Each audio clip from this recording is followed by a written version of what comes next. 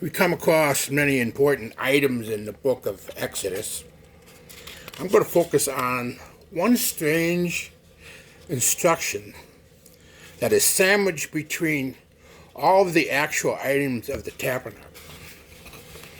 And as the text goes into detail of the altar of incense, the brazen laver, the holy oil, the incense, it takes time out to talk about how to take a census. It just seems out of place, as it was not a constructible item of the tabernacle, a piece of clothing or anything of the like. It's the law of taking a census of the children of Israel. In Exodus 30, verse 12, when thou takest the sum of the children of Israel after their number, then shall they give every man a ransom for his soul unto Yahweh. When thou numberest them, that there be no plague among them, when thou numberest them. The word taketh is nasa, number 5375. To lift, to bear up, carry, take. In Exodus 30, verse 13, they shall give every one that passes among them that are numbered half a shekel, after the shekel of the sanctuary. A shekel is 20 ger. A half shekel shall be the offering of Yahweh. Every one that passes among them that are numbered from 20 years old and above shall give an offering unto Yahweh. The rich shall not give more, and the poor shall not give less than a half shekel, when they give an offering unto Yahweh to make an atonement for your soul. And thou shalt take the atonement money of the children of Israel, and shalt appoint it for the service of the tabernacle of the congregation, that it may be a memorial unto the children of Israel before Yahweh, to make an atonement for your souls. Nasa is the Hebrew word for lift up, rise up, elevate. Now, even though it's not connected to the American Space Agency, NASA, they both lift up and elevate and rise up something. In Exodus 30, verse 12, when thou takest the sum of the children of Israel, take a census, was the word wash, which is the word for head, number 7218. Head, top, summit, upper part, chief total, sum. This means that the phrase, when thou takest the sum of the children of Israel, take a census, actually says, lift up and elevate the heads of the sons of Israel. This was far more than just a mere census to count the number of people there were. It would not be placed in a section of Scripture that deals with the most holy items on earth if that's all it was. This apparent section that seemed out of place with the rest of the patterns was not out of place at all. It was the most spiritual and the most important section of them all. This was the spiritual formula for redeeming and elevating his people. This simple half shekel ransom payment was the ticket to enter the kingdom of Yahweh. In Exodus 30, verse 11, and Yahweh spoke unto Moses, saying, when thou takest the sum of the children of Israel after their number, then shall they give every man a ransom for his soul unto Yahweh, when thou numberest them. And there be no plague among them, when thou numberest them. Moses is told to do a pattern of something in the spiritual realm with a real purpose and a point behind it. In the physical realm, He is stating that Israel is not allowed to ever take a census unless they follow these instructions and require a half shekel payment from each male over the age of 20. This payment went to the upkeep of the tabernacle, financially underwriting the full-time ministries of the day. The spiritual ramifications for this are far and wide. First of all, this half shekel was not a tax. It was a ransom. As the text states, the term ransom is related linguistically to the words atonement and propitiation. The connotation here is that they are paying a price for their very lives in a very real way. They were acknowledging that Yahweh was sovereign, that their lives were from Him and governed by Him. The net result of this understanding was giving Him an offering of money.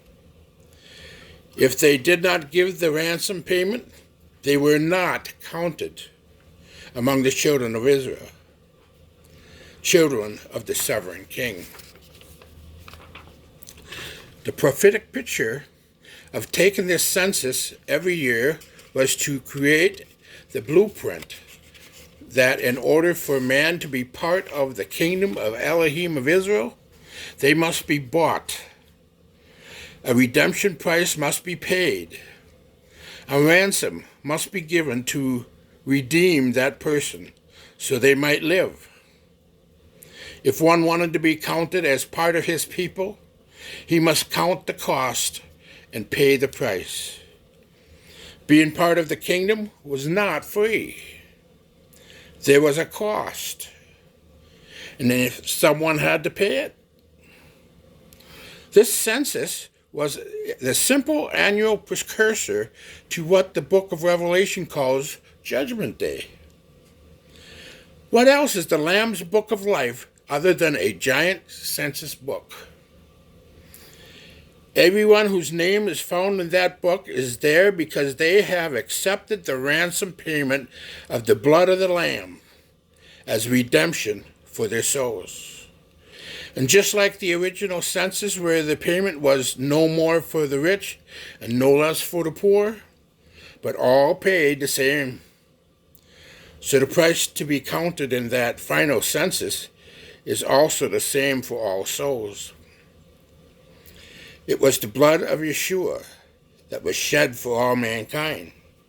It was His blood that NASA elevates and lifts up our heads. Then we have Gagotha. I've been there. I've seen it. Matthew 27, verse 33. And when they were come unto a place called Gagotha, that is to say, a place of the skull, they gave him vinegar to drink, mingled with gall, and when he had tasted thereof, he would not drink. Many people have tried to find this place of the skull by looking for some sort of natural land formation that looks like a skull.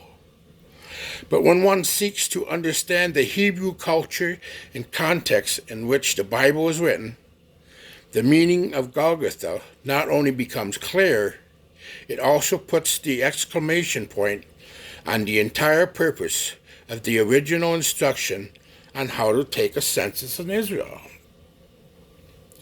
In ancient Israel, taking a census meant collecting the half shekel ransom payment from each male over the age of 20. In Roman times, they physically counted people's heads at a certain designated location throughout each town in the Roman province. The Hebrew word for the Greek Gagotha is Gagoleth. Gagoleth literally means a skull. And when you put back into the proper context, the true meaning of Gagotha becomes blaringly obvious. Numbers 1 verse 2. Take you the sum of all the congregation of the children of Israel after their families by the houses of their fathers, with the number of their names, every male by their polls. That word, polls, is 1538. Gagotha means head, poll, skull, or census. Numbers 1:18. And they assembled all the congregation together on the first day of the second month. They declared their pedigrees of their families by their houses of their fathers, according to the number of names from 20 years old and upward, by their polls. First Chronicles 23:24. These were the sons of Levi after the house of their fathers, even the chief of the fathers, as they were counted by number of names by their polls, that did the work of the service of the house of Yahweh, from the age of 20 years and upward. As you can see from the scriptures, Gagotha is used in the context of taking a census or a poll, by counting the heads or skulls of the individuals over the age of 20. By the time the first century rolled along, Gagotha was called Gagotha in the Greek. It became associated with the actual place where they counted people as they entered Jerusalem from the Mount of Olives. Gagotha was on the Mount of Olives at the Red Heifer site, which also bordered one of the major roads that led into Jerusalem. This place was a bottleneck for people coming into the city from the east, and so was a station point for the counting of the skulls, or the lifting up of the heads. It is also why the Romans crucified criminals in this location, to deter any who were coming into the city with wicked or criminal intention, that this would be their destiny. This is why it was called Gagotha. Think about the incredible significance of the fact. Yeshua came and was sacrificing himself for all Israel, paid the ransom for us according to Torah. But he also died on the very spot where the Romans counted the skulls for their census of anyone coming into Jerusalem.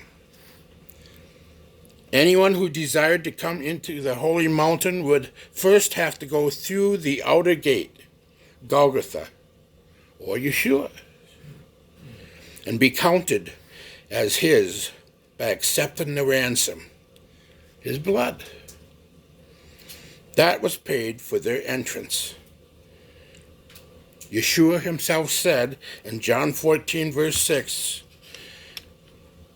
Yeshua said unto him, I am the way, the truth, and the life. No man comes unto the Father but by me. So, talking about counting the cost.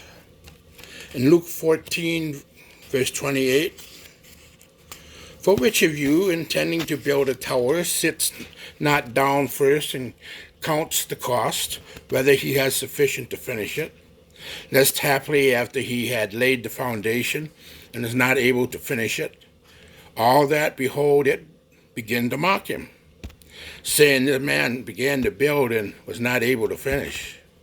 What king, going to make war against another king, sits not down first and consults whether he be able with 10,000 to meet him that comes against him with 20,000? Or else, while the other is yet a great way off, he sends an ambassador and desires conditions of peace. So likewise, whosoever he be of you that forsakes not all that he has, he cannot be my disciple. Salt is good, but if the salt has lost its savor, wherewith shall it be seasoned? It is neither fit for land nor yet the dunghill, but men cast it out. He that has ears to hear, let him hear. One of the lessons to be learned from this commandment is that each and every year people had to decide whether they wanted to be part of his kingdom. There was a cost, and they had to count it. Unfortunately, many people today are taught that there is no cost, that the price was paid on Calvary and the gift of salvation is free. Although Yeshua did pay the ransom price and our debt was or has been paid, rich by default makes it a free gift. There is a cost in taking that gift. This is what he was talking about in Luke 14, verses 27 and 8. Whomsoever does not bear his cross and come after me cannot be my disciple. For which of you, intending to build a tower, sits not down first and counts the cost, whether he have sufficient to finish it?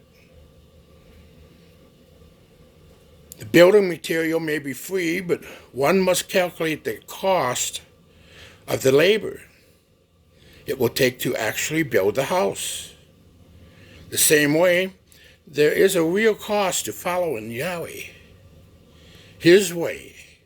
We have to stop thinking and acting and living the way we want and start living according to the constitution of the kingdom, and he gives us the Torah. When we choose to be counted among his people, we are saying that we are willing to pay the price. We are dedicated to build up that tower and house of Yahweh. Our efforts needs to be in doing whatever we can to elevate, lift, and rise up the name of Yahweh in the earth realm again.